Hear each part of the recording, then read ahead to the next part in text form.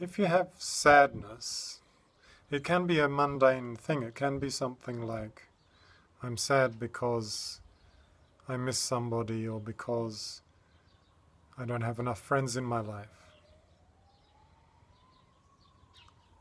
But it can go beyond that. It can go to sadness because of the way that you look at the world, because you're seeing the world as separate to yourself, and that separation creates a kind of loneliness, a kind of sense of isolation. If that's what's going on, you might experience a sense of it being very hard to fill the hole of this sadness, of this loneliness. No matter how much love you pour into it, it doesn't feel any better. This was an experience that I had for a long time and was very painful for me. So the solution to this sadness is the experience of oneness, the experience that all is one connected consciousness. In this experience, there is no separation, there is no sense of being isolated and different from other things. Everything is together and everything is one, and as such everything is quite joyful. So if this is the kind of experience that you're having, then you need to be looking towards oneness.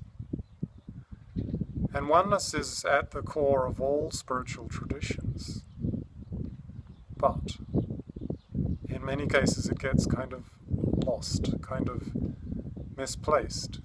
So there's a lot of people who will do yoga or do meditation, and they will be focusing on the experience of peace or the experience of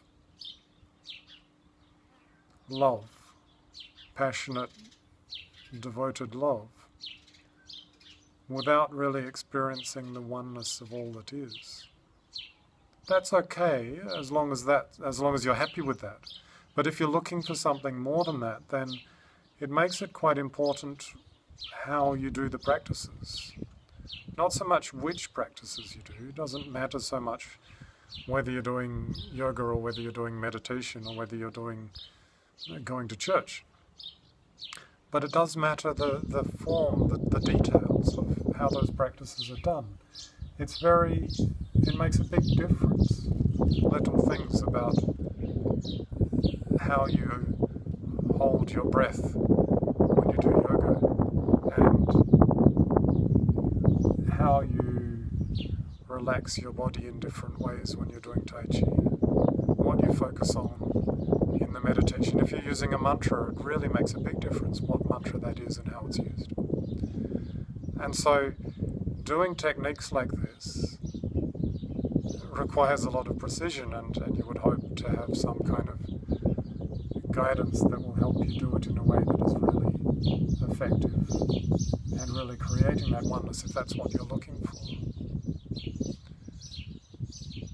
It can also be found in a less practice way, in a more natural experience of life way. It's not always easy to do, because as we are looking at the world from within our own perception of it, and it's very difficult to see beyond that way of looking, that paradigm.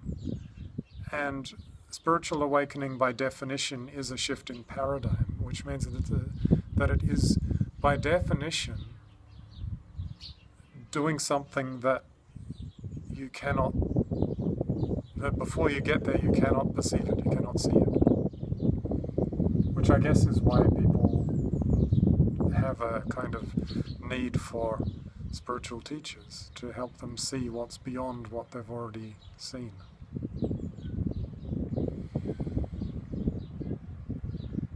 So one possible way of exploring this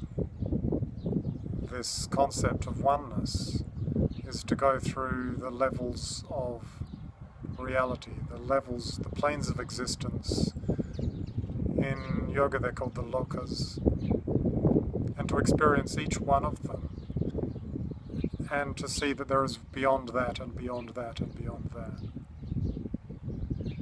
So if you take your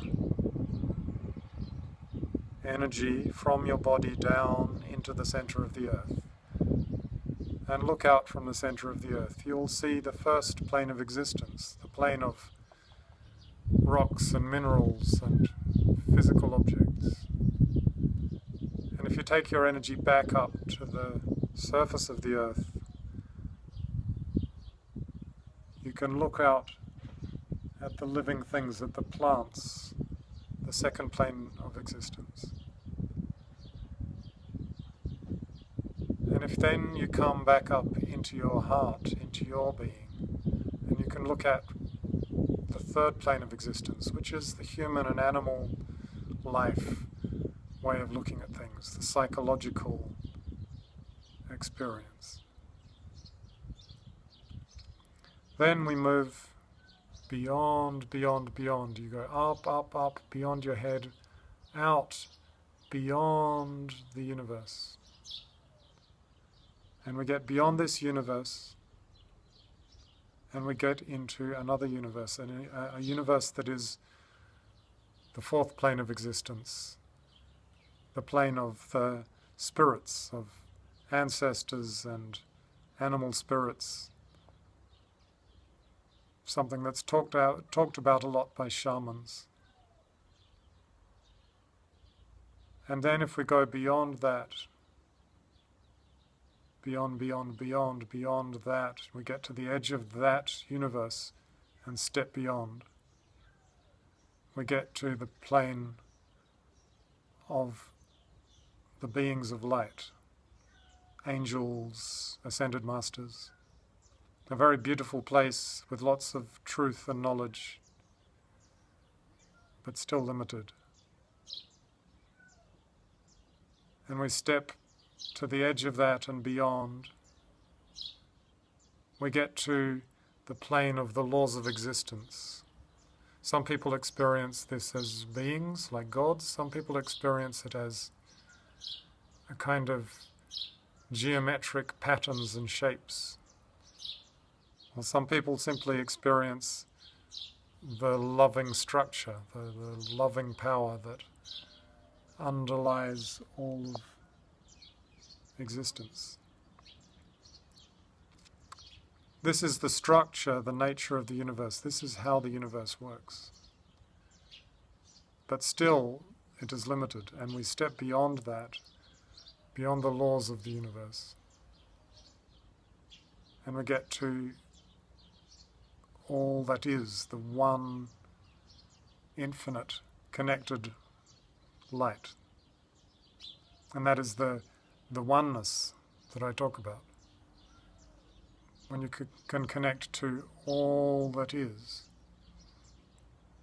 and all that is one, then there is no possibility of being lonely, because all is completely connected. There is no possibility of being separated and missing something, because everything is part of you and everything is connected to you. It's a very joyful experience. So there's one approach to finding that oneness, that connectedness. This approach comes from Theta healing. For those of you who are interested, you can find out a lot more from looking up Theta healing, and they have some more details about how to do this meditation as well. I'm giving you a very general practice that you can just do yourself, but they have some visualizations that can help. And this ideas that I'm talking about are based on some questions that I was asked today about sadness and loneliness and what to do about it.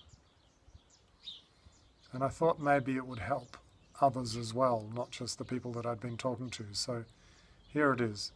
Sadness, spiritual sadness, and perhaps something that you can do about it.